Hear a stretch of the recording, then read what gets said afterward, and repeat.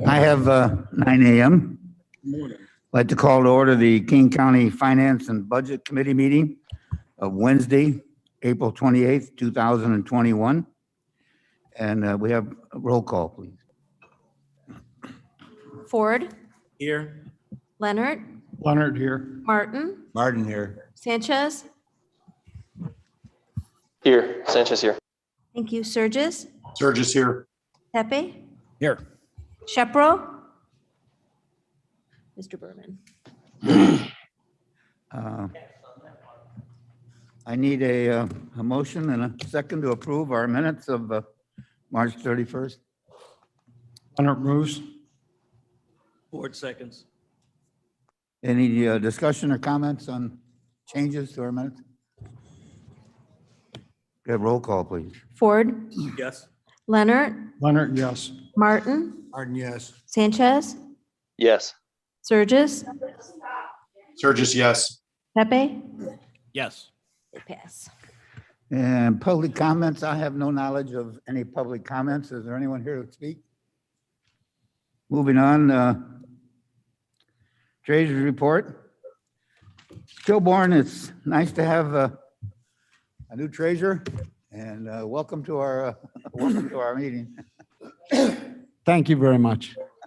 As you see, the report is submitted with your packet. If you have any questions. Any questions of our Mr. Kilborn? All right, Finance Director, Mr. Onzek. Good morning, everyone. Included in the agenda packet would be some of the budget versus actual reports for the month of March. I have some comments regarding the variances that have occurred thus far year to date. There's really nothing significant yet, but I do just have them noted here for your convenience. Regarding the 2020 audit, the audit fieldwork is virtually completed. There's only a few more audit schedules that we need to complete on our end, as well as the finalization of the financial statements. And then, of course, all of the analysis that goes into the final report. So all of this needs to be completed in the next few weeks to meet the statutory deadline of May 29th. Regarding the county cannabis tax, the Illinois Department of Revenue did confirm sales tax at the rate of 2.5% will begin being collected on cannabis sales by the municipalities as of May 1st. Because of the process involved in collecting tax, reporting it to the state, and the turnaround, we will not be receiving our first payment until August. But then beginning July 1st, the new increased rates of 3.75% will go into effect, and we've received confirmation of that from the Illinois Department of Revenue as well. Regarding the county share of state tax revenue, so this would involve sales tax, local use tax, RTA sales tax, state income tax, personal property tax. All of these tax collections year to date are actually well above where we were at prior year, as well as significantly above what we had budgeted. So this is very encouraging. And we hope the trend continues.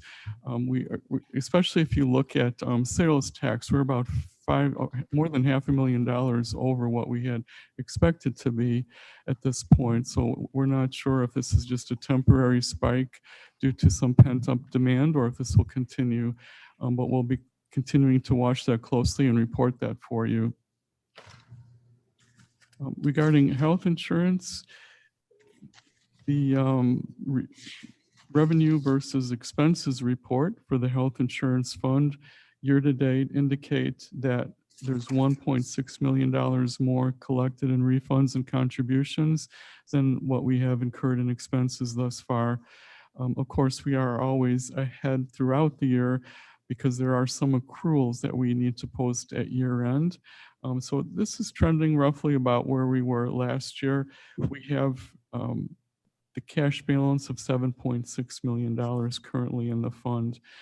And then as some of you probably already know from what was explained at Human Services Committee, that temporary increase in cash that we had seen in the last couple of months was really due to a billing error from Blue Cross Blue Shield, in which they failed to bill us for some of the fees that were due, but they have caught up with most of that correction, and that's why we're back down to $7.6 million as far as the balance. Regarding the coronavirus relief fund, in just doing the preparing the report that was due to the U.S. Department of Treasury, I was able to provide a snapshot balance as of April 22nd. And well, actually, it was through March 31st, and then I updated it as of April 22nd for this purposes of this report. And we have virtually expended everything that has of all the funds that were available, other than the little bit that was set aside to complete the administration of the funds. And then there is a small amount that's needed to finish out the small business grant program, and we'll be requesting that a budget adjustment be placed on the executive committee agenda in order to accomplish that reallocation of available funds from other programs to the small business grant program too, in order to close out that program. And then the remainder will be shifted to help reimburse the county for its expenses that it has continued to incur. So we're just very pleased that we have finally come to this point where nearly everything has been expended. And actually this report shows it's overexpended. And to the extent that it's overexpended, we will need to back out those reimbursements from the county. We then use some of these savings from the payroll reimbursements that were set aside in order to continue to reimburse the county for coronavirus related expenses. Regarding the American Rescue Plan Fund, as far as I know, and I haven't checked in the last couple of days, I still have not seen the sign that there's any more guidance issued by the U.S. Department of the Treasury, other than what they had done a week or two ago. And there was something that came out indicating what we needed to do in order to pre-qualify to receive the award. And I verified that we already have those requirements in place. The Emergency Rental Assistance Grant, we did receive notice that our first interim quarterly report is due May 14th. Just to mention the Mass Vaccination Fund, that of course was approved by the board in April. It was established with that initial balance of $500,000.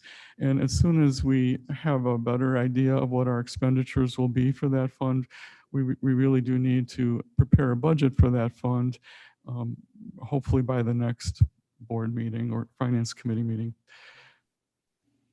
I did include an updated special reserve fund component balance report now that we have several items in that special reserve. And the current balance shows that we have approximately $7.5 million of coronavirus COVID payroll reimbursement savings left in that fund. We did receive notification from the Grand Victoria Casino Elgin that we will be receiving almost $2 million of a contribution from them this year.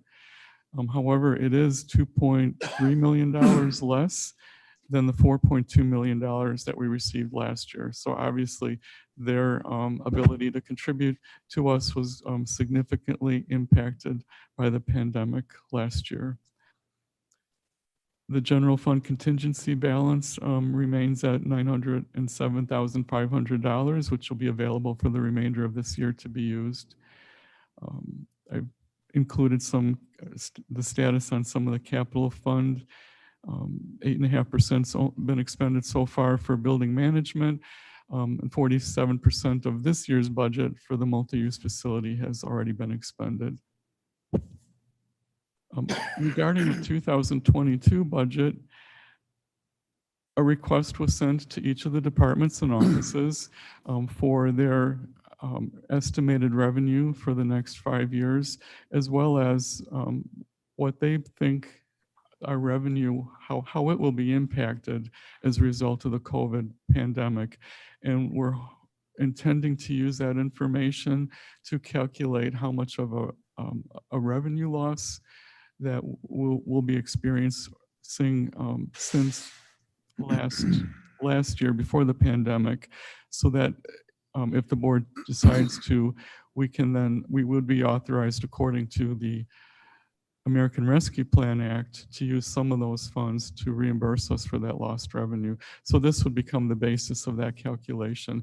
I'm happy to report that we have received everything that we requested, and now it's just a matter of putting that together. And I'm hoping to have a report to you by next week's executive committee. For budgeting purposes, each year we calculate the rates that we use for the insurance to charge the special revenue funds for insurance liability, workers' comp, and unemployment. So this is a way of charging back to the special revenue funds their share based on their payroll expenses of what our costs have been over the last 3 years. So this is done more retrospectively. It's a way of like reimbursing the insurance liability fund for the costs that have been incurred for those items. So based on the 3-year average, we're looking at roughly a 5.06% increase in those various rates from last year to this year. And this is just for budgeting purposes, and it's the special revenue funds will then be charged back an increase of 5% over last year based on these rates. And so with your consent, we would like to include that in the instructions going forward to send out to the departments and offices that these rates will be the ones that we use. And of course, if new information becomes available, we can certainly adjust them, but this is what we have so far. And I have included in the agenda packet the specific calculations so that you can see how these figures were arrived at. I could pause here to see if anyone may have any questions regarding this or concerns.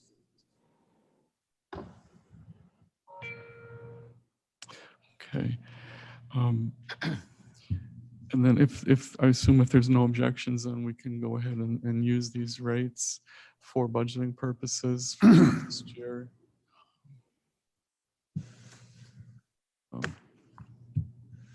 Hearing none. Thank you. Also then, we received our preliminary IMRF and SLEP rates for 2022. It was surprising to see how significantly lower they are compared to 2021. So I prepared a little comparison between 2021 rates and the projected 2022 rates. And it'll be down in terms of our expense, roughly 16.1%, which is $1.4 million less than last year, assuming that all payroll expenses remain the same. So this is just the difference as a result of the rate itself. So that's good news. That's $1.4 million more we will have to help balance our budget for 2022. Mr. Chairman, Surges here. Yes. Hey, Joe, could you help me understand that? Last year, there was a big brouhaha about IMRF raising or lowering the rates and causing lowering their projection and causing an increase to us. I'm just confused just a little. I didn't pre-read this well enough to understand it. Could you put some training wheels on for me? Sure. The result of this reduction is simply because of the outstanding market performance that everyone experienced last year.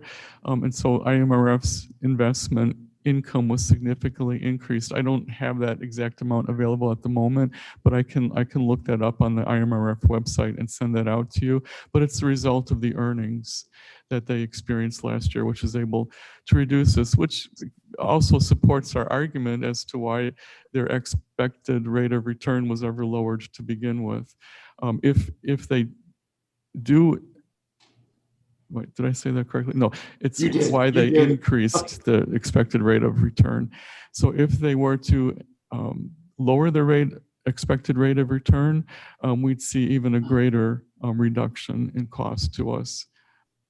Okay, that's what I thought you were saying. I just wanted to confirm it for the record. Thank you. You're welcome. Mr. Chairman, this is Deborah Allen. May I ask Joe a question? Yes, Miss. Joe, when we experienced that bump up and we had to send in a whole bunch more money to get ourselves even with IMRF, do you have off the top of your head how much that was? And does this 1.4 million help balance that out a little bit? Well, I could be wrong, but off the top of my head, I seem to recall that it was roughly about $1.6 million in total that we had to increase our payment to IMRF by. So this does offset that quite a bit. That's a bit of good news. Thank you. Mr. Martin? I have a question. Forgetting the management style of the board of directors of the fund, do we budget in any kind of a cushion into this circumstance? My point being that even well run, markets go up and markets go down. Do we do what we're told to do and wait for the other shoe to drop? Is that the proper procedure? Well, basically, IMRF provides us with the rates to use for the next preceding year. So at least as long as I've been here, they've never changed that rate. They come out in the spring with the preliminary rate, and then in the fall, they give us the final rate. And all the years I've been here, since 2013, it's not changed. Okay, so we can. I think you can pretty rely well on that. plan on this, yes. Okay, thank you. So then I just have some purchasing highlights to share with you.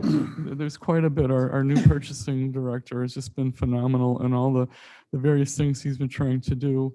As you can see at the bottom of the report, there's 21 different projects and things that he's been working on. He's very productive. There's several bids and RFPs in process right now. The savings in March for quotes and bids is almost 57,000, and bid savings almost $71,000 for the month of March. So total savings in March was 127,000, year to date 216,000. And of course, those figures all depend on what type of bids and quotes are coming in at the particular time. So that's all I have to share, and I'd be happy to answer any questions. Any questions for, Mr. Martin? Thank you, Mr. Chairman. Mr. Anzick, two questions. Number one, with respect to our COVID money that we received last year, I believe starting this fiscal year, we had a reserve or a surplus balance of about 6.8 million. Where are we exactly in that now? Well, it's okay. There is, I can quote it exactly. I did include a report. It's on page 69 of the agenda, just so that you can see where we're at with that. So this is a report of the special reserve fund, because now within that fund, we have the COVID-19 savings. We have that $125,000 that was reserved for the JJC build out, that new courtroom that will be discussed on this agenda. There's a $238,000 for the sheriff's early retirement. There's $25,000 for the treasurer's legal printing. And then we have that set aside of $320,000 for the special the second election that will occur, the expenses to help offset those expenses. But anyway, at the bottom of all of those, you can see what's left. And, we started out with now I'm going back up to the top. We started out with $18.6 million of COVID-19 savings for payroll reimbursement. We then drew down almost 5.7 to offset the revenue reductions that we were expecting in 2021. And then we drew down another $2.3 million to help balance the budget. So then that actually left us with $10.6 million to start the year. And then since then, we've been drawing down for various reasons. We have the health department generator, the temporary liquor license reduction, the additional vehicle for the coroner's office. We had the reimbursement of the sheriff's deputy who was manning the front entrance of Building A. We had the vaccination consulting expense. We had the health department contract tracing expense, the max vaccination site rental, then additional funding or initial funding of the mass vaccination fund. And then we also drawing down on that, the different, the expenses that will be required for the personnel of the new mental health units, abuse and neglect units, and domestic violence units for the state's attorney's office. So all of that leaves us with a balance of almost $7.6 million now at this point in the year. Thank you very much. In my other question, or maybe it's a statement, is I know early in this fiscal year, we had some expenses that we were incurring to keep King County Connects running. And I thought there was an allocation of money for that would end maybe in January. And at the time, I think Roger's department was going to take it over, or we're going to have the public information officer take it over. And I was just wondering, since that initial contract was set up for a specific period of time, how we've been handling that, because I've seen really no change. It looks like it's working well. And I'm just wondering, is there additional expense there, or how's that being handled? I don't have that at my fingertips. I would have to look, but perhaps. I can answer that. Mr. Chairman, the services for that were taken out of FTE or full-time employment. They were under the board office in this fiscal budget. So we put that in our web development and contractual services budget. And we were looking at that for the period that the PIO would be sought. And I think that's hopefully going to happen in the near future. We're continuing that on a month-to-month basis. So we continue to have Mr. Nagel as a contractual service in our department, and it's paid through our web development contractual services. Well, thank you, Roger. I mean, it seems seamless and it seems to be going so well. I just didn't know how that was being handled. So yeah, I appreciate the explanation. We're looking forward to, the PIO and kind of the plan for how we deal with communications, and we'll see how that all fits together. We don't have any intentions of pulling the plug or stopping that until we get that person and their plan. So thank you very much. Thank you. Thank you, Ron. Any other questions of Mr. Hanzik? Item 6, auditor's report, Ms. Wegman. Good morning. Our report is on file. We have, just want to point out that we did complete a salary analysis of the elected officials in the surrounding counties. This is for informational purposes only. And we have been requested to complete some additional information. We will be sending out updated PowerPoint slides to reflect that request. Any questions of our auditor this time? Thank you, Penny. Item 7, new business. I'm so sorry, Surges here. Yes, Sergeant. There was a request. I just want to make sure I don't let something slide off the plate. There was a request from the VA by Barry Roberts regarding some of the salaries for our VA department. And is that tied into this, Penny, or is this a separate issue? No, that would be a separate issue. This would be specifically surrounding the elected officials in the Perfect. county. Thank you. Any other questions? New business. Item A, discussion, a dedicated use of county cannabis tax. Who wants to start the discussion? Mr. Martin.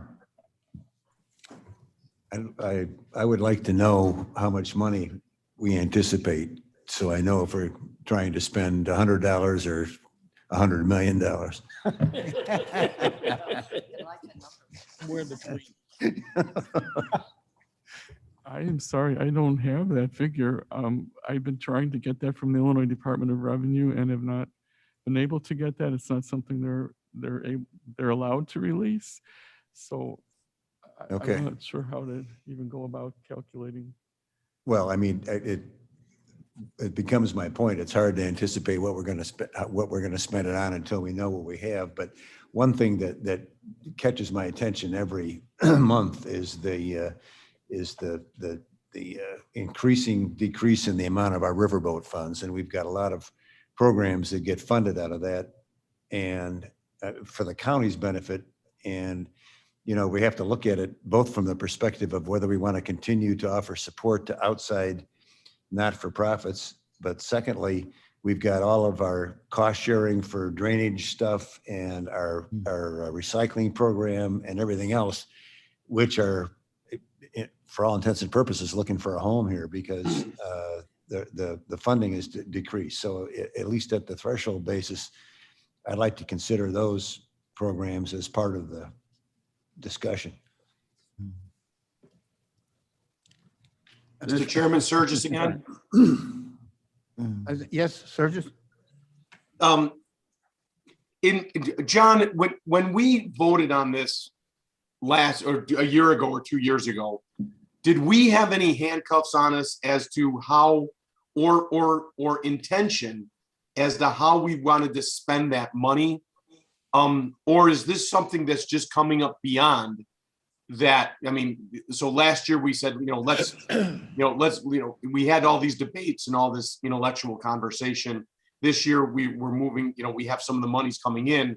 So did we not earmark where that was going to be, or did we?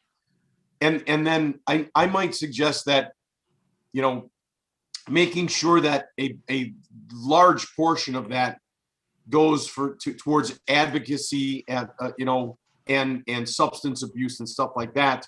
That maybe Corrine had mentioned that, and I'm probably oversimplifying it, but I'm just curious if we earmarked anything prior, or are we free to do what we think is most accurate now? Mr. Leonard. Thank you, Mr. Chairman. Mr. Surges, I don't believe we earmarked any of that cannabis money at all for any particular need. And I do echo Mr. Martin's sentiments with respect to the riverboat grant funding. This last year it went down $2.2 million.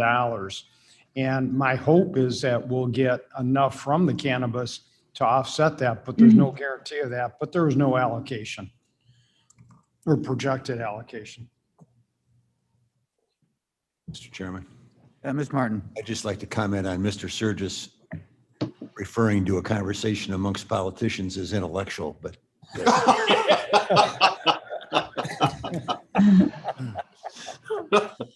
Thank you. Make my day. It's maybe just a poor choice of words on Chris' part. I don't know. Yeah, okay. Mr. Surges, you want to change that? You know what? I stand where I was. I'm sorry. Mr. Chairman? Yes. I want to thank Mr. Martin for bringing up the subject of the riverboat funds depletion, and that our recycling program is will be in need of funds because of that depletion of the riverboat funds. Right now our recycling program needs $95,000 a year, speaking of numbers. And then also the landfill, the funds we're receiving from the landfill are also decreasing because of the cross-country course that was put there. And so that's a $99,000 shortfall that we could be experiencing from for salaries for the sustainability department because of depletions from the landfill. So that would be my suggestion for one of the uses of the cannabis tax. Thank you, Ms. Bates. Mr. Chairman, Mr. Mr. Chairman, Oh, yes. Tepe. Werner Tepe here.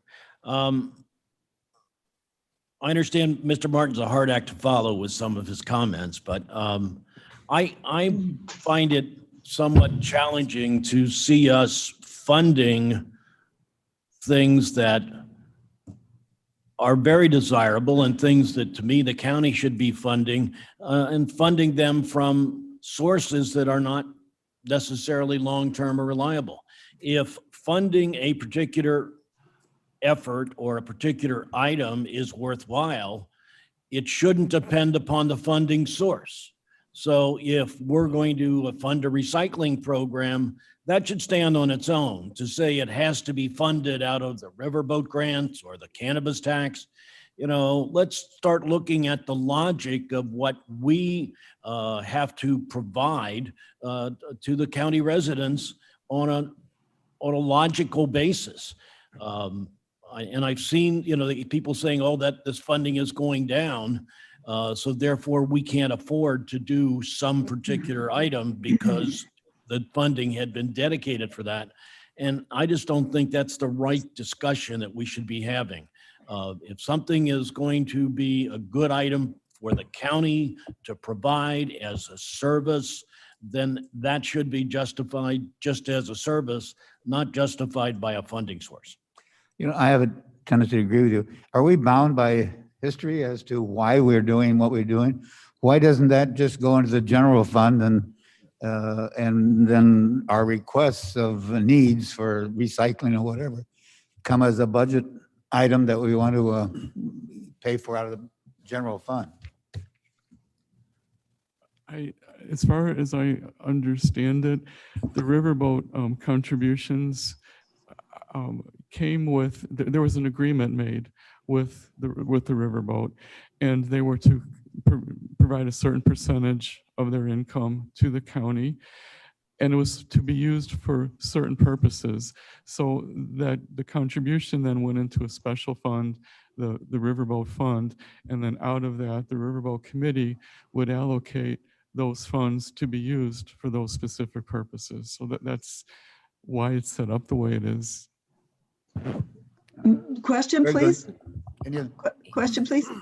Bates? So were those purposes recycling? Did they specify things like that? No, it's up to the committee to Okay, decide where it's going to be spent. okay, thank you. Mr. Chairman, Yes. one of the things that was stipulated when they were making the riverboat funds available was that things were related to three things, and they called them the 3 E's. One was energy, environmental concerns. They had education or educational outreach, and then economic development. Yeah. Those were the 3 E's that they had as principles for the riverboat funds. Very good. Thank you. Mr. Chairman, Yes. may I please comment on the cannabis fund? Why I don't believe, and I think we should confirm with the state's attorney on this, if there's any mandate for the cannabis funding for county use. I think it's discretionary, but the state's attorney can research that for us so that we have the documentation. But 20% is generally allocated from the state for this funds to go through social issues, social justice issues. Obviously, the money is being taxed, not just as a revenue source for local jurisdictions and for the state, but also to give back because of the great impact that cannabis has had, unfortunately, on our minority populations. So 20% is targeted from state funds to go back to social justice issues, and that can be considered economic development if we so choose. I also couldn't go into drug treatment programs, rehabilitation, job opportunities for incarcerated individuals because of drugs. So this is targeted money, and I believe that given, if you just read the what was in the paper yesterday, that opioid deaths have increased in the state of Illinois. And I mentioned that previously, especially with the use of fentanyl, by over 23%. And I know it has impacted here Kane County. We do know that cannabis is very expensive on the street, the black market right now, and that people are buying it legally because there's more controls on it, where opioid, heroin is very inexpensive. So it is now the drug of choice. More people within the ages of 25 to 40, this is our young working population, just starting families, have a higher propensity to take heroin and to die of a heroin overdose than any other part of our population. And that impacts Kane County. So before we start, as much as I do support environmental issues and all the other needy issues that are involved with this, I would strongly advocate that as we go through this, we start thinking about how we can possibly start working on these programs. And going through all of this, if you keep somebody healthy, we don't have to have the cost of incarceration. We can keep them employed, which means they are paying taxes back to the state, back to the county. It's a much healthier environment. It's a good use of our money. So that's my 2 cents.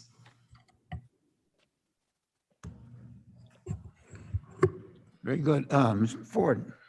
Thank you, Mr. Chairman.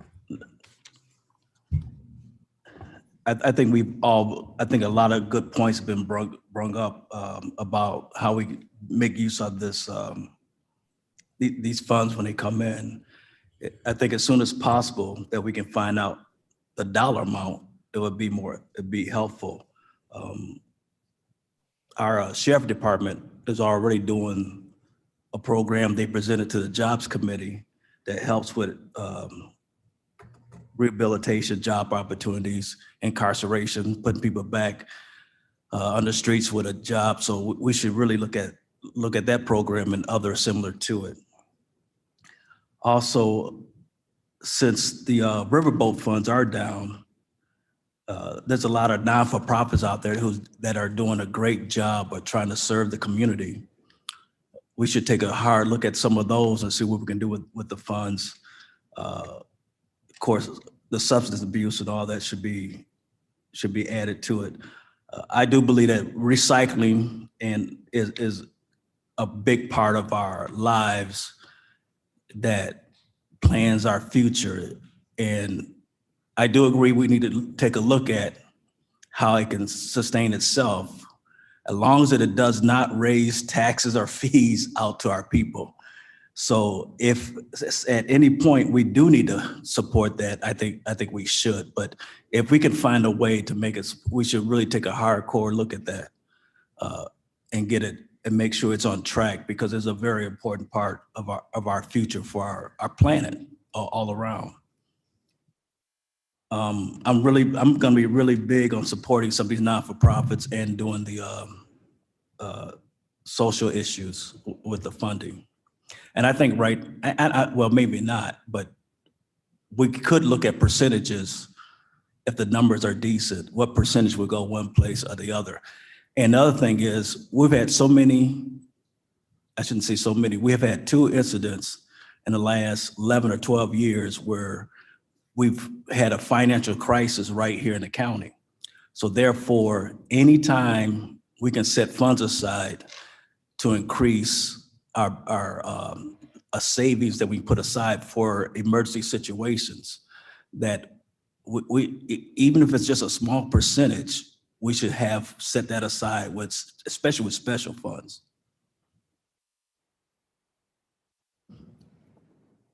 Answer. Thank you, Mr. Chairman. I might be a little biased as chairman of Public Health Committee, but my first thought is we should send this revenue to the Public Health Department. And this kind of addresses Mr. Martin's and Madam Chair's points. It's been a conversation during our budget process in the few years I've been on the board.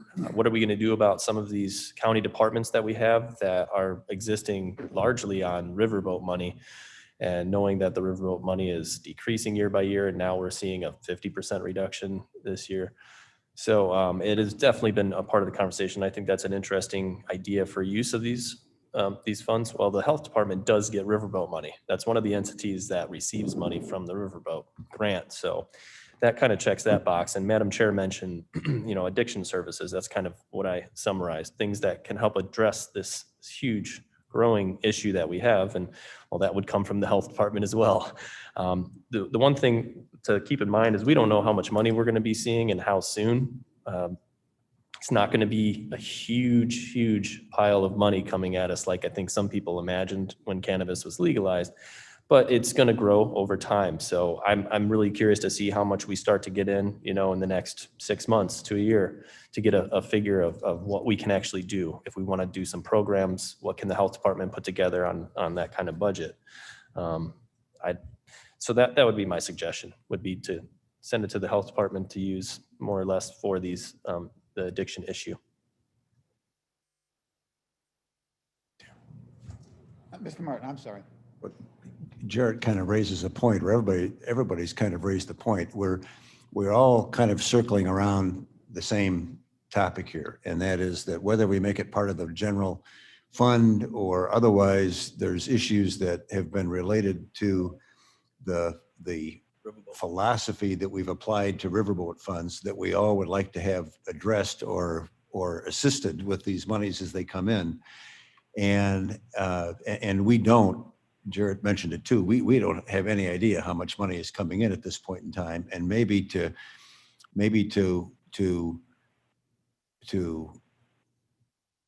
facilitate starting the administration process with the unknown, we designate a percentage towards educational purposes and designate a percentage towards quote unquote the riverboat fund.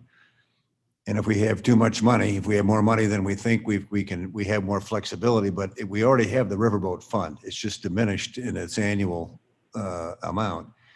If we say we're going to, because we've raised not-for-profits as an issue, we've raised health department, we've raised recycling, and all of this stuff comes under riverboat, under the riverboat, I don't know, mentality, I guess is what I'm going to say. So if we said for this year, and we're not going to start collecting it until what, next August? So on a fiscal year basis, it's not going to be this August, but it's not going to be a chunk of, it's not going to be a year's worth of money in any event, because we're not going to start collecting it until August. So if we were to simplify it and to say we would designate it toward, and I don't know, this isn't the right choice of words, designate it toward the riverboat fund, then at least we've put the matter to bed for this year, and we can look at it next year when we have an idea as to how much money we're going to get.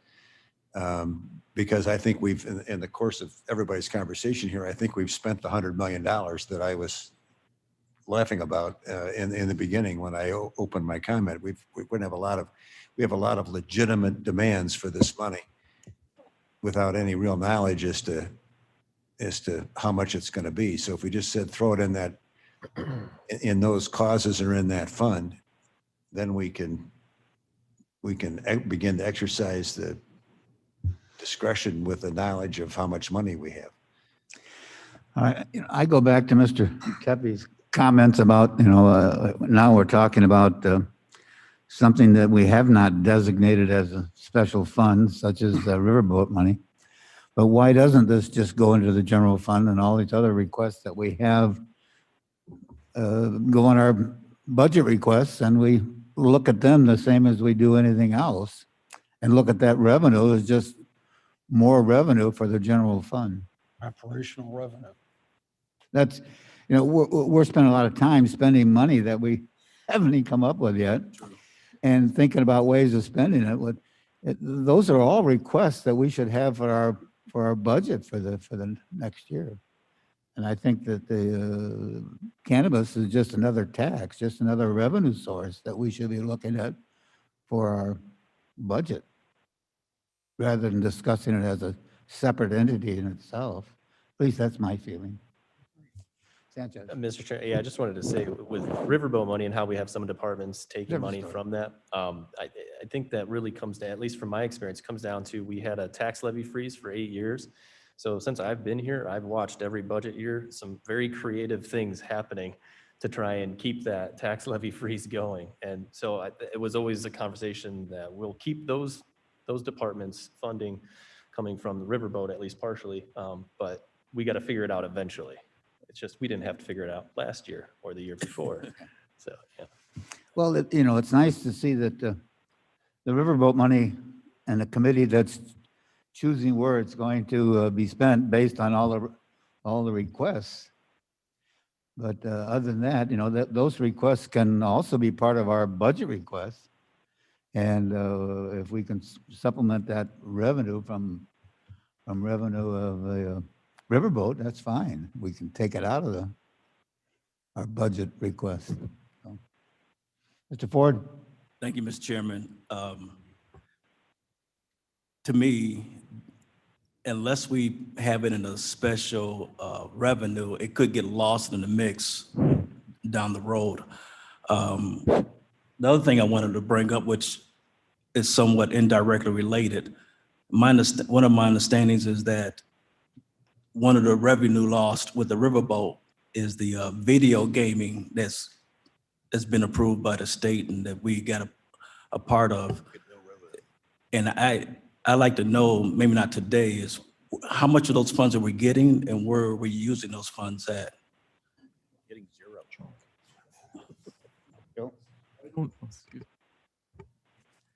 I don't have the figure, but I can get it.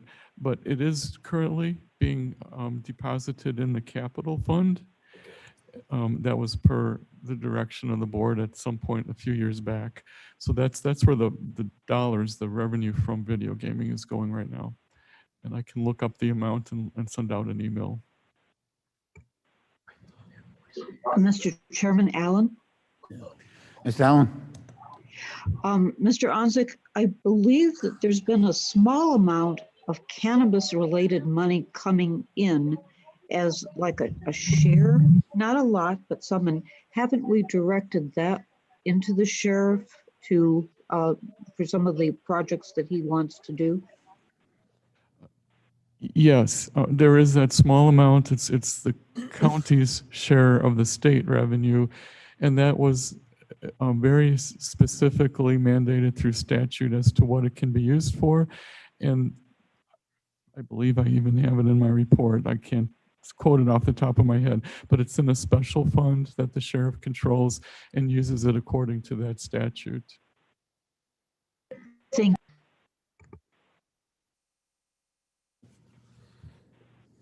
All right, well, it's been a good discussion, I guess, if we come to any conclusions or not. Shall we move on to item B? A resolution authorizing the fiscal year 2021 budget adjustment to provide funding for a reapportionment committee. And this was not included, but obviously it's been emailed to everybody. And who's to speak on that? Etches? No, I'll move it. Okay. Leonard seconds. Motion is second, discussion. If I may, I can speak to that, Chairman. This money is going to be used to support the 4 town halls that we're going to be having throughout the county. I would like to hire, I cannot do event coordination, but we need a consultant to help organize these, to find the location, to do the research of who should come, to market it appropriately, as well as we'll be hiring a court reporter who can take minutes of the discussion so that that can be sent to the board members on the committee, as well as I think we could send it to all committee members, all board members, to hear what the community members have to say about this. So that's what the intent of this fund is for and the expense. Thank you. All right. You were asking for this to, it's scheduled to go to the executive committee. We're looking for it to go directly to the county. Yes, please. Because Right. we're looking at, because of our quick turnaround with the maps, creation of the maps, to be done sometime to present it to the board at a special board meeting, probably about the third week of June. So it's finalized by June 30th is our deadline. So we're looking at doing this very quickly in May and maybe the first week of June to have these town halls. Any other discussion? Roll call, please. Ford. Yes. Leonard. Leonard, yes. Martin. Martin, yes. Sanchez. Surges. Surges, yes. Tepe. Yes. Thank you. And item C, a resolution authorizing establishment of a public defender's office abuse and neglected attorney position. Leonard moves. Tepe seconds. A motion, a second, discussion?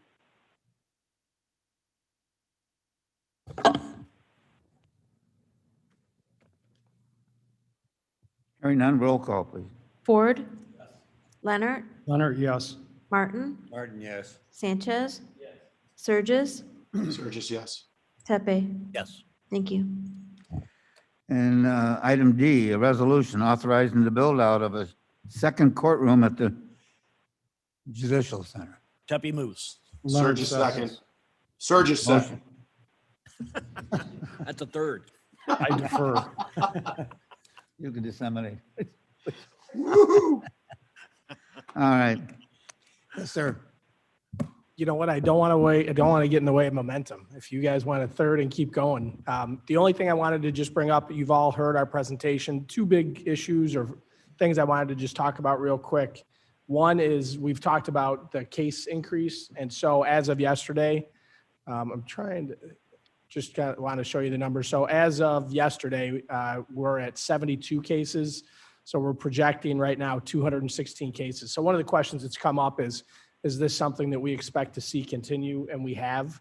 The chief judges throughout the state are meeting with the DCFS director today to find out if we should expect to see this continue on.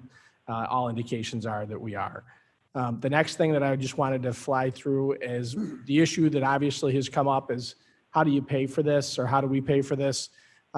We've talked about a lot of different options. Our recommendation to the board at this point is that the new judicial facilities fee with the line item that's up above now has a balance of over $1 million. And our recommendation would be to use this fee, this line item to pay for the build out. So the presentation that I've handed out and that I've talked about numerous times are the same. The other options, if the board wanted to look at a different direction, would be, of course, to look at the savings that we are experiencing from COVID savings. And Mr. Naughton is here if there's any questions on that. So with that being said, you've heard the presentation before. I'm happy to answer any questions that anybody has on that proposal. Any questions, Mr. Leonard? Thank you, Mr. Chairman. Chief Judge, with respect to the monies needed, it looks like what you're proposing today is not even to use the $125,000 that we were allocating for potential need for this, but to fund it fully through the fee. I would defer to the board. I mean, we appreciate the fact that the $125,000 was brought up and then approved just recently by the board. So we have that. But again, I would defer to the board's decision. There is money in that new judicial facility fee that could pay for it entirely, or it could be, we could not use all that and use the $125,000 as well. I would defer to your decision. Great. Thank you very much. Thank you, Doug. Any other questions or comments? Mr. Tepe? I say take his money. I'm with Vern. Yeah. You want that in cash? All right. Any other questions? Thank you. And I'm gonna leave the pointer right here on I told him I wouldn't take it to my office, so I'm gonna leave it right here. I don't want that to come out of my check either. Thank you, that's all. Have any other discussion? Roll call, please. Ford. Yes. Leonard. Leonard, yes. Martin. Martin, yes. Sanchez. Yes. Surges. Absolutely. Tepe. Yes. Thank you. Item E, an ordinance confirming establishment of a judicial facilities fee. Any discussion? Oh, we need a motion to, Tepe moves. Pepe, Martin seconds. Discussion?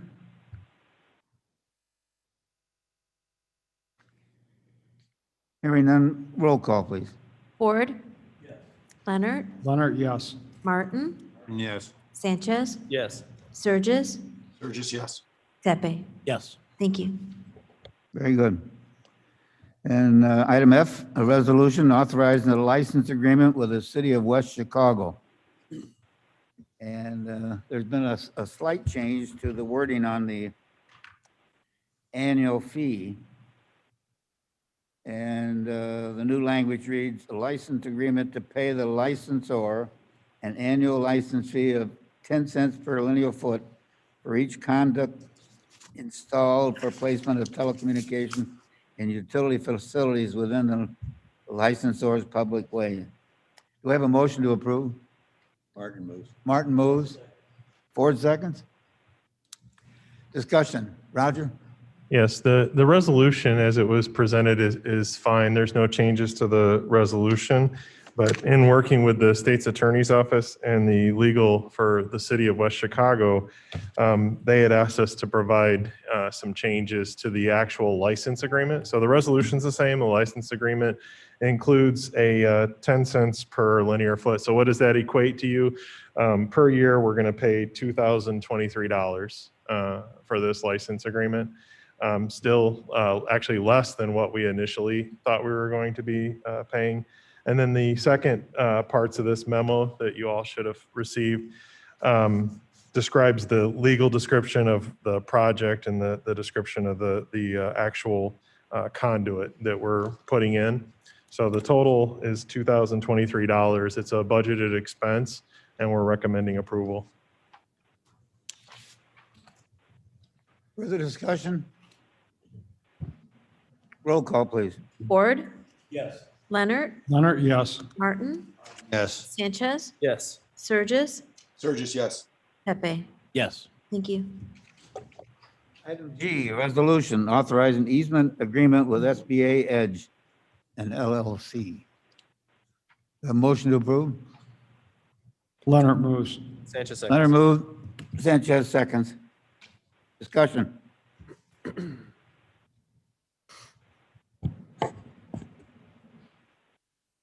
Hearing none, roll call, please. Ford, Yes. Leonard, Leonard, yes. Martin, Martin, yes. Sanchez, Yes. Surges, Sturgis, yes. Pepe. Yes. Thank you. And item H, a resolution authorizing contract for elevator modernization project at the Government Center Campus Building A. We have a motion to approve. Ford moves. Ford moves. Sanchez seconds. Sanchez seconds. Discussion? Roll call, please. Ford, Yes. Leonard, Leonard, yes. Martin, Martin, yes. Sanchez, Yes. Surges, Sturgis, yes. Pepe. Yes. Thank you. And I, a resolution authorizing agreement with T-Mobile USA Incorporated for the Connecting Heroes Program. Do we have a motion to approve? Deputy moves. Deputy moves. Leonard Leonard seconds. second. Discussion? Roll call, please. Ford, Yes. Leonard, Leonard, yes. Martin, Martin, yes. Sanchez, Yes. Surges, Sturgis, yes. Pepe. Yes. Thank you. And item J, a resolution authorizing the agreement between the County of Kane, eWorks, and Vet Tech for the recycling of used electronic equipment. Do we have a motion to approve? Ford moves. Ford moves. Sanchez seconds. Sanchez second. Discussion? Roll call, please. Ford, Yes. Leonard, Leonard, yes. Martin, Martin, yes. Sanchez, Yes. Surges, Sturgis, yes. Pepe. Deputy, yes. Thank you. And item K, a resolution. Mr. Chair, authorizing- Sturgis here. Yes, Surges.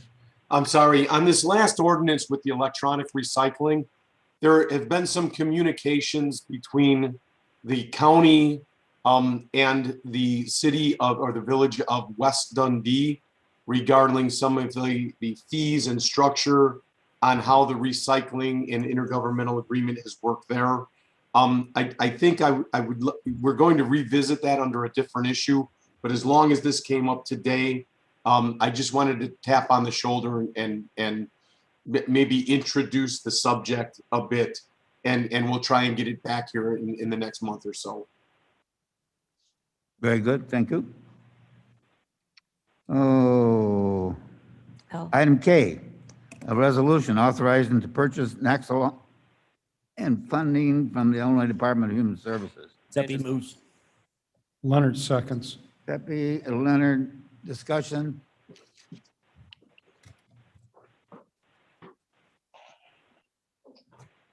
Roll call, please. Ford, Yes. Leonard, Leonard, yes. Martin, Martin, yes. Sanchez, Yes. Surges, Sturgis, yes. Pepe. Yes. Thank you. And item L, a resolution authorizing office supply contract. Martin moves. Martin moves, Sanchez seconds. Sanchez second. Discussion? Roll call, please. Ford, Yes. Leonard, Leonard, yes. Martin, Martin, yes. Sanchez, Yes. Surges, Sturgis, yes. Pepe. Yes. Thank you. And item M, a resolution authorizing toner cartridge contract. Do we have a motion? Leonard moves. Martin seconds. Leonard Martin, discussion? Roll call, please. Ford, Yes. Leonard, Leonard, yes. Martin, Martin, yes. Sanchez, Yes. Surges, Sturgis, yes. Pepe. Yes. Thank you. And item N, a resolution authorizing the KCAC deputy administrator position. Sanchez moves. Sanchez moves, Ford seconds. Ford seconds, discussion.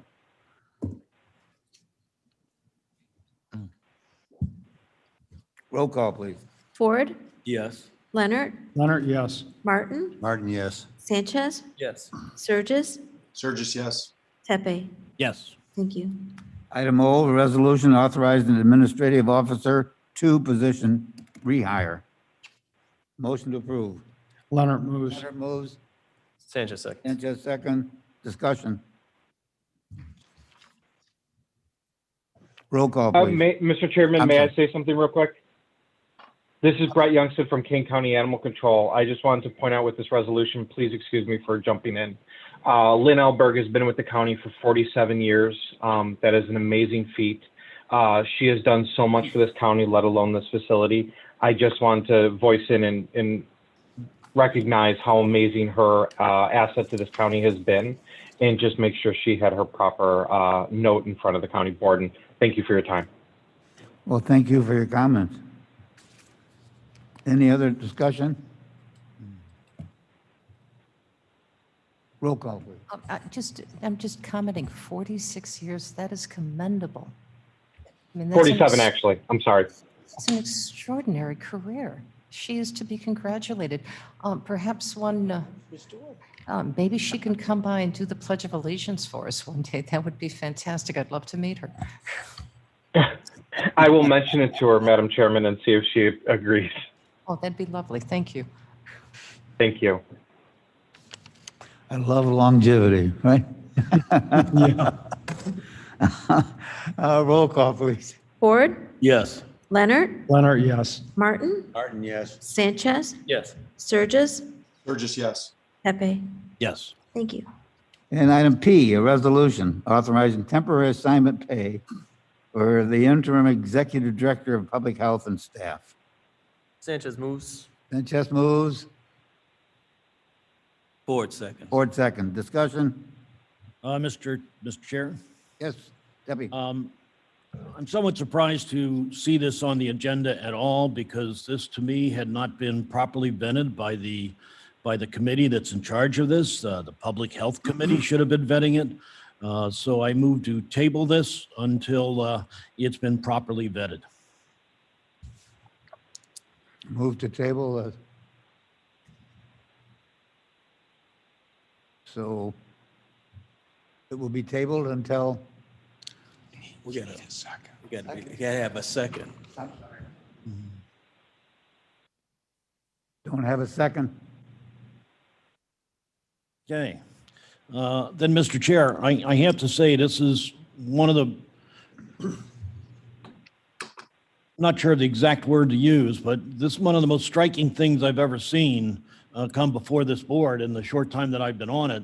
This is $300,000 of monies that are going to people that have been, in my opinion, paid well for doing their job. So I'm quite shocked at seeing this on our agenda. And as I say, I'm even more shocked that it was not properly vetted by the Public Health Committee. All right, Mr. Sanchez. Thank you, Mr. Chair. Vern, I can address that. This issue was discussed at the last Public Health Committee meeting by Interim Director Foster. At that time, she explained that this is not a budget adjustment, meaning we don't need a fund transfer from somewhere else. This is all going to be paid for from within the health department's currently existing budget. This happened last year under Director Barb Jeffers. The reason, at the time last week, I was still under the impression that it would be able to be authorized simply without the board because it's coming from within the budget of the health department. Ms. Neerman informed us that her interpretation of how these procedures should go about is different from Joe Lulvis last year. And so she said, let's put it through the board process. And the soonest we could do that was for this meeting right now. I can tell you again, the money is coming from within the health department budget. So it's not asking for additional funds from anywhere else, at least as far as I'm aware at this time. And it was discussed at Public Health. People had the opportunity to ask questions if they had any. But again, you have a difference in the civil division head this year compared to last year. So she does things a little bit differently. And it took a lot of email exchanges and phone calls for us all to suss out the situation and get all on the same page. It kind of became a thing that really needed to get worked out, but it did. So that is the reason why it didn't go through Public Health Committee first. It did go through the committee in the form of a discussion, but we were informed after that meeting that we do need to adhere to this process. So at the very least, we will have 2 public hearings on this issue before it reaches the full county board.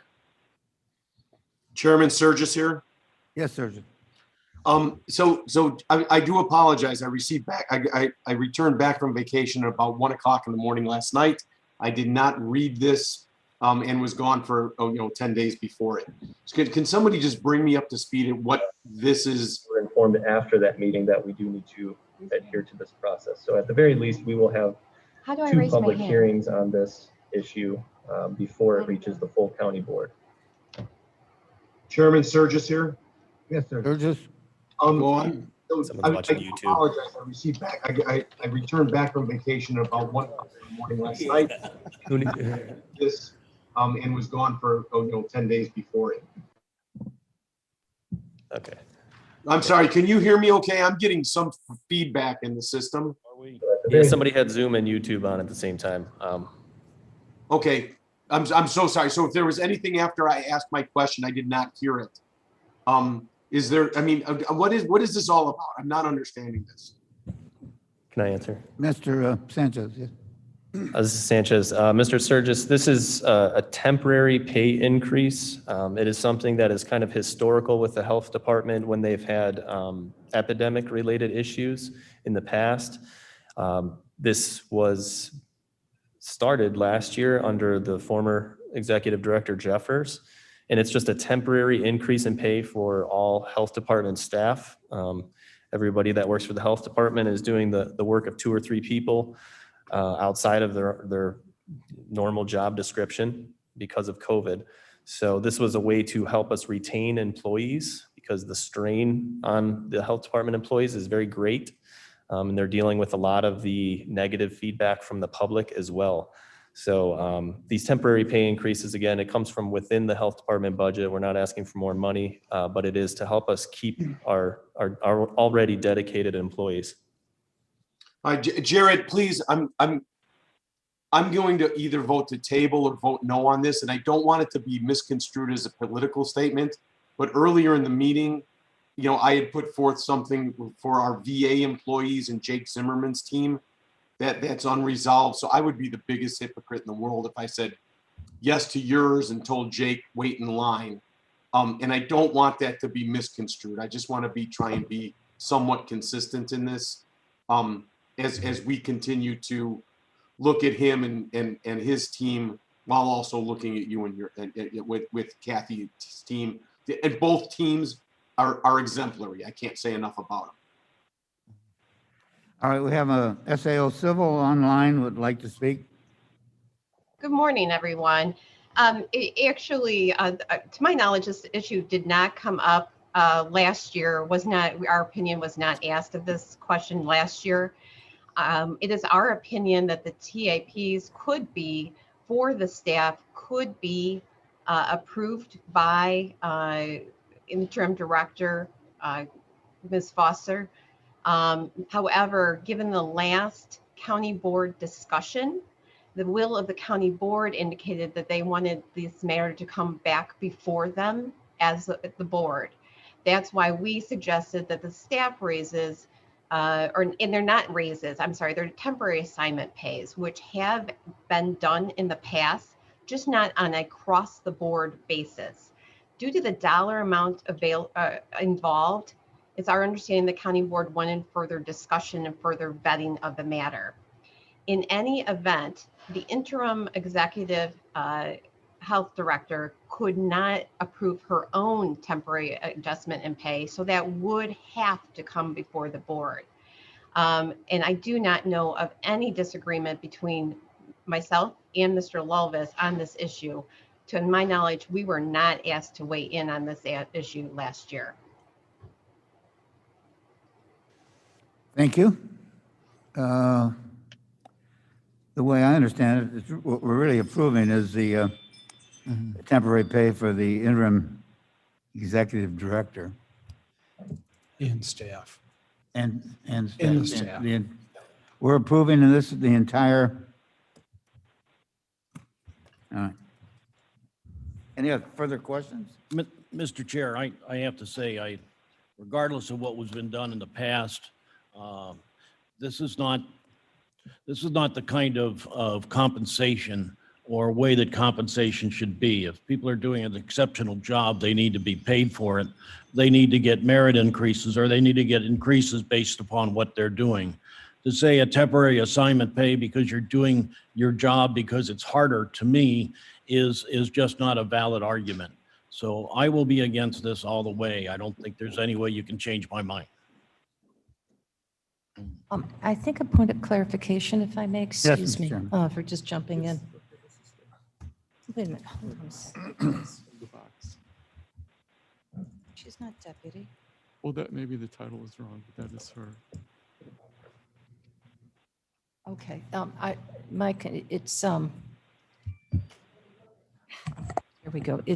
She's not deputy executive director. That's why I was confused. She's interim executive director. So yes, her compensation is in here as well. But I do have a question. It's coming out of her budget, out of the health department's budget. Is that from the $1.25 million grant? Is that where the money is coming from? No, there is savings they're achieving from vacant positions that were budgeted for. And it totals that amount requested. So are they, I know this is a big topic. Are they looking to fill those positions? Some they are, as far as I'm aware of. It is hard to fill many of those positions right now. And to Mr. Teppe's point about, they're getting paid enough. We're working on putting together an analysis of Collier County health departments and their budgets in comparison, the proportion of population that they serve. And already, based on what I've seen, Kane County is very, very low on the scale. Higher end on population, very low on how much we budget for public health every year. So I won't get into the numbers, but it's very low. So offering them this temporary pay increase, which is historic, at least in some part, COVID has required all hands on deck. So that's why it's across the board. And it's helping us keep our employees because they see positions that are open elsewhere that pay a lot more money, doing a lot less work. And that's just the reality of our situation right now. Ms. Mr. Martin? Chair, point of order, I didn't say they were being paid enough, okay? I said they were being paid for doing their jobs, okay? And if their jobs needed to be paid more, there's a normal process for doing that. So I didn't say they were being paid enough. Mr. Martin? This, when we talk about the difficulties that the health department employees faced because of the COVID virus, it's unquestioned. But we can go to more than one department and talk about how the COVID, either the problem itself or the influx of monies that had to be spent or the administration of those monies caused people to work a lot harder. And I think we need a discussion because this isn't just one. The reality of the work effort was not that it applies to just one department. We could go department by department and find circumstances. And I don't know if I would like to reconsider the motion to table. If that's, I don't know the procedure, but Vern's motion to table. You have to reissue it. I have another speaker, Sale. Civil? Yes, the only other thing I would like to point out here is that the union employees, many of which are doing jobs outside of their job description. So under the contract, you know, we do need to engage in discussions with them to make sure that the temporary assignment of additional job duties outside their job descriptions are compensated. In addition, the exempt employees are probably working, you know, 7 days a week in many cases. I know I get calls at, 10, 11 o'clock at night from them, and on the weekends. I know this past weekend was a good example of that. So they are doing job duties beyond their job descriptions. Some of them are doing, for example, the interim executive director is doing her job, the executive director's position, as well as the deputy executive director's position. So there are additional job duties beyond their job descriptions that are being performed here. Mr. Chairman. Over here. Sanchez? I would say that this resolution is not trying to discount the extra burden that other departments have felt as a result of COVID. But I could ask the health department if they have enough savings in their budget to cover some of these other departments. Mr. Chairman. Yes, Mr. Martin. Thank you, Mr. Chairman. I'm really caught in the middle on this because I appreciate Mr. Tepe bringing up this $340,000 of additional expenditure for overtime or additional time or whatever you want to call it. And to that point, I agree with him. But the other point that I have a problem with is I don't think we as a board should micromanage departments. In other words, if they have money in their budget and they want to allocate it any way they want, as long as they're balanced at the end of the year and don't ask for more money, it should not be our position to take a position on this, and we should let the departments run themselves. This isn't grant money that they're using. This is a surplus of funds they have in their operational budget.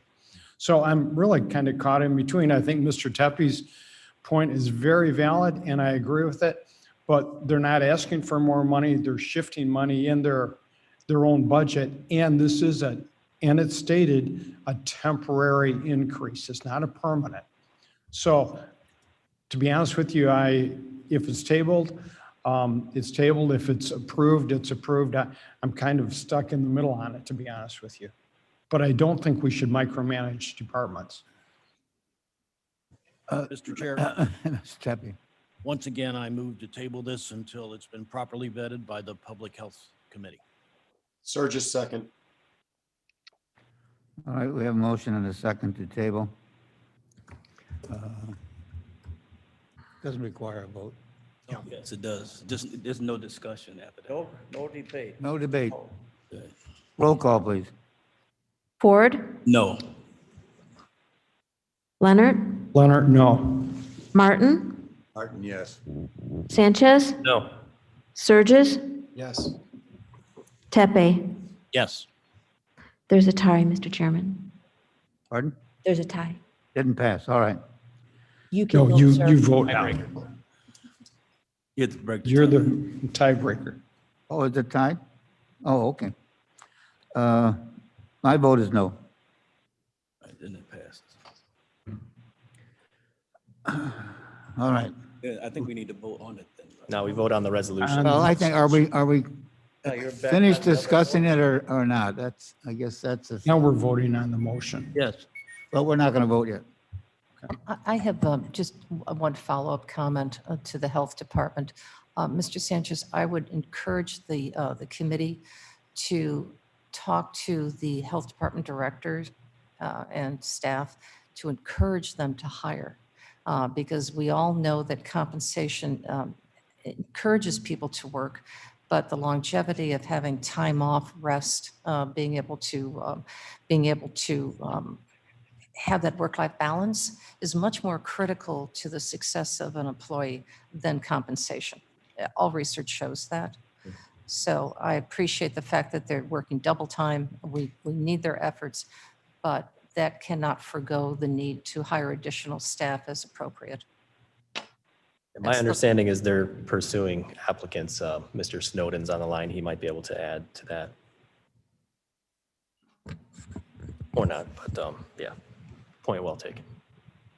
Mr. Chair, comment? Martin? Mr. Brown was ahead of me. Mr. Brown, I'm sorry. That's all right. Thank you. I know I'm not on your committee, but I've just got a very good conversation here and very good comments, but I'm wondering if this gets approved and it's being approved with the idea that the money is coming from their surplus of their budget from their department, does this now open the door to every other department to request and or want to do the same thing for their employees that have been working at 11 o'clock at night with any surplus they might have? Thank you, Mr. Chairman. Mr. Brown, yes, it does. If they have a surplus in their budget, they can allocate that money in their budget any way they want, as long as they're in balance at the end of the year. If they go over, then there's a problem. So they would have to do this with the understanding that they have enough money in their budget to handle a temporary increase. And in the Public Health Department, they do it this time because of vacancies. Other departments, I don't think have that luxury. Mr. Martin? Just as a matter of philosophy, and I think to Mr. Leonard's point, I feel very uncomfortable as a board, in effect, making de facto salary decisions that affect, it argues that it affects one department, but the psychology kind of goes across the board here. And I am uncomfortable with the board making, I'm uncomfortable with the board being involved in the process, I guess is what I'm saying, because anything we say ultimately affects every office in the county. And I don't think I'm making myself very clear, but I am making it clear that I'm uncomfortable. Very good. You know, this did go on in last year, so it's not something that is completely new, but maybe we were not as aware then as we may be now of what's happening. Is there any further discussion? And the motion has been made and second to authorize the temporary assignment pay. Roll call, please. Ford, Yes. Leonard, Leonard, yes. Martin, Yes. Sanchez, Yes. Surges, No. Tepe. No. Thank you. Very good. Item Q, approving county board personnel expense voucher reimbursement request. We have a Leonard motion? moves. Leonard moves. Ford seconds. Ford seconds. Discussion? If I can share, I was asked to attend a press conference with Governor Pritzker, and this is the mileage for that, to reimburse myself from the mileage. So that's what this is about. Thank you. Very good. Roll call, please. Ford, Yes. Leonard, Leonard, yes. Martin, Martin, yes. Sanchez, Yes. Surges, Yes. Tepe. Yes. Thank you. And If I may, just as a Yes. follow-up, thank you. When we start allocating new additional, our next year's budget, this budget line should be increased. If any of the board members were asked to go down to Springfield or to talk to our legislatures, whether it's in Chicago or in Springfield, the budget is not sufficient enough to support that. okay. And Resolution R, approving March 2021 claims paid. Do we have a motion to approve? Leonard moves. Leonard moves. Sanchez seconds. Sanchez second. Discussion? Roll call, please. Ford, Yes. Leonard, Leonard, yes. Martin, Martin, yes. Sanchez, Yes. Surges, Yes. Tepe. Yes. Thank you. I have no old business. Motion to place our reports on file. Ford moves. Leonard seconds. Ford, Leonard, discussion? Roll call, please. Ford, Yes. Leonard, Leonard, yes. Martin, Martin, yes. Sanchez, Yes. Surges, Yes. Tepe. Yes. Thank you. And I have no need for an executive session. Darn it. Motion to adjourn? Leonard moves. Sanchez seconds. Leonard and Sanchez. All those in favor say aye. Aye. Aye. We are adjourned.